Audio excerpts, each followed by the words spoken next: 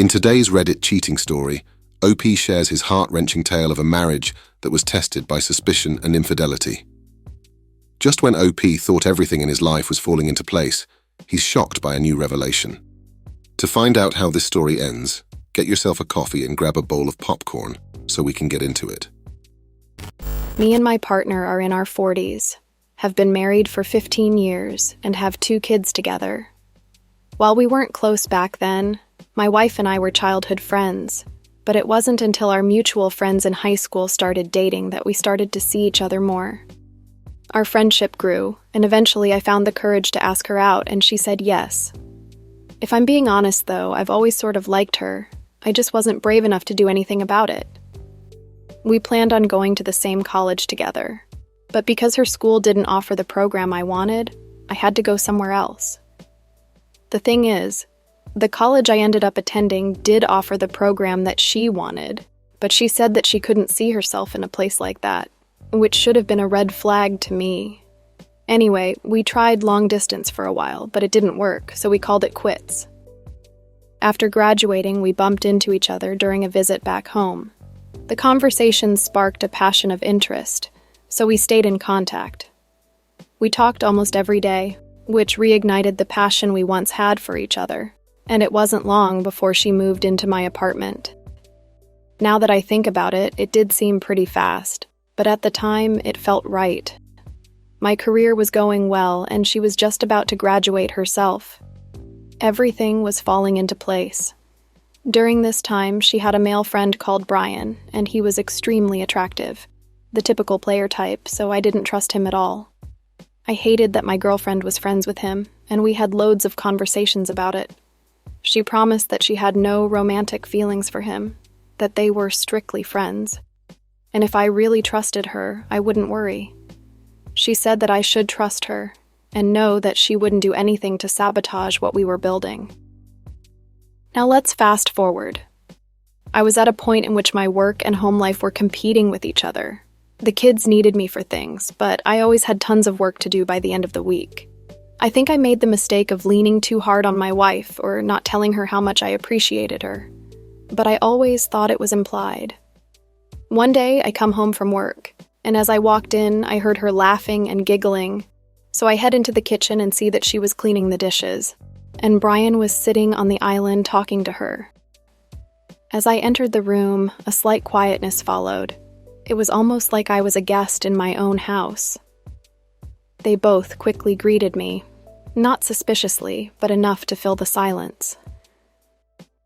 Me and Brian weren't friends, but we had a conversation about my uncomfortable feelings surrounding him and my wife. It wasn't long or combative, but looking back at it now, he probably had a good laugh about it.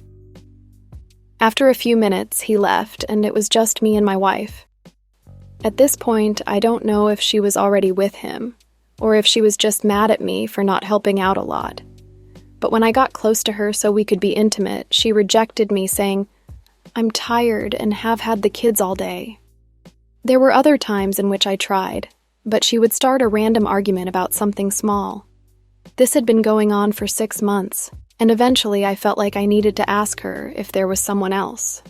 In response to my question, she called me every name in the book, and even brought up some insecurities that I had, and afterwards, she didn't talk to me for a week. At this point, I knew there was something going on, and I had to figure it out. I booked her a spa day on my day off, making sure she was completely pampered, and while she was out, me and my buddy, who's an electrician, placed small cameras around the house. Now, I know that you're thinking you would have just left instead, but I was hoping that I'd be wrong and perhaps taking things too far. When my wife got home, she was smiling and gave me some attention, so I thought that maybe the spa day was all she needed to relax a little. And for a while, things felt like they did when our relationship was good. After 2 months of recording, I didn't find anything, and I was happy, even though I felt like a dumbass for putting up the cameras.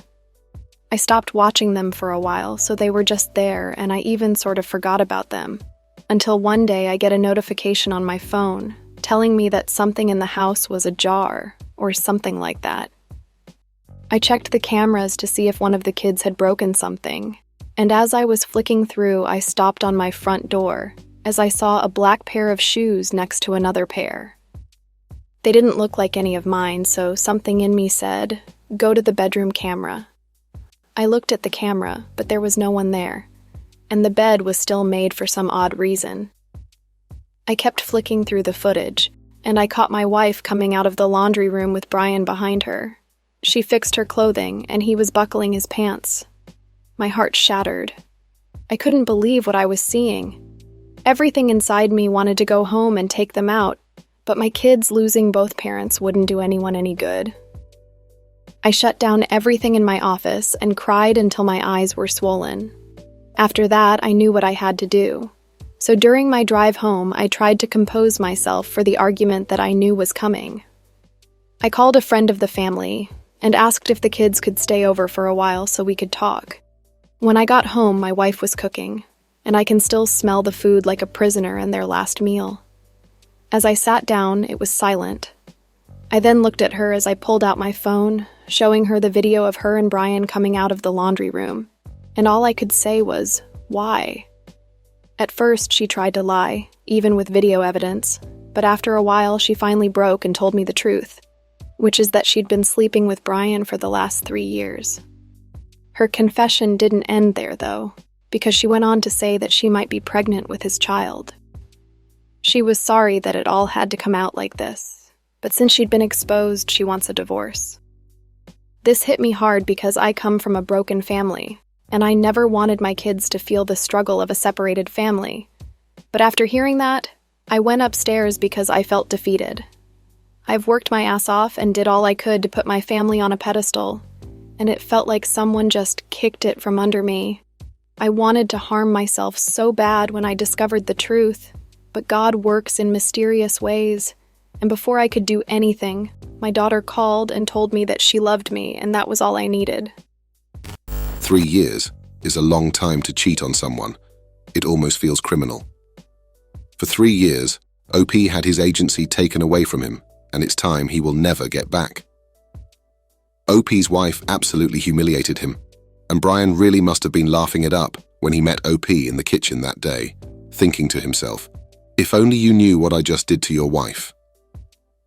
While it sounds terrible, a lot of guys think like that, which is partly why allowing your partner to meet the person you're hooking up with increases the level of disrespect.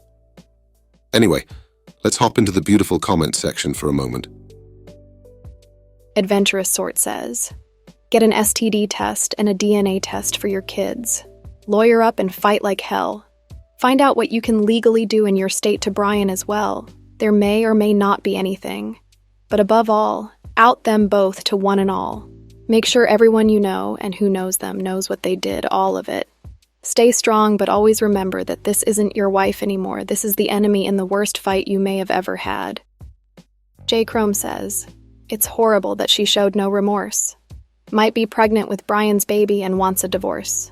So sorry, man. She was banging him in your house for 3 years. What an awful woman. DNA test your kids now so you can be certain that they're yours. Make sure you show all the evidence to Brian's wife and blow up his family. Tell everyone. Go scorched earth, but again, I'm sorry." Before we end today's video, there was an update to OP's story, so let's check it out. Hello, everyone. I'm the daughter of the original poster, and I want to share a heartfelt update about my dad. It's been a while since the events unfolded, and I can't express enough how deeply your comments have touched his heart. There was a time when I feared I was losing him, but your words of encouragement and support have been a beacon of light. Slowly but surely, I feel like I'm gaining back my old father. Firstly, my parents went through a divorce, and it was a tough journey. My father faced significant challenges in court as my mother alleged physical and mental abuse, and although she didn't receive alimony, child support was claimed for a short period. My brother and I chose to live with our dad, and to this day we maintain limited contact with our mother due to her selfish actions. Fortunately, she stopped collecting child support after about 2 years when my youngest brother was nearing adulthood. Post-divorce, my dad battled with silent depression until we, his children, sat him down. We expressed our love and urged him to process the complexities of his past with our mom.